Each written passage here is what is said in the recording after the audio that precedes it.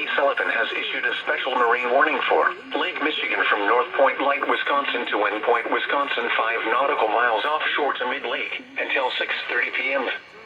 At 5:48 p.m., strong thunderstorms were located along a line extending from Wind Point to 26 nautical miles west of South Haven Light, moving northeast at 45 knots. Hazard: wind gusts 34 knots or greater. Source: radar.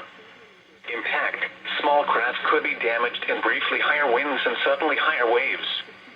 Strong thunderstorms will remain over mainly open waters.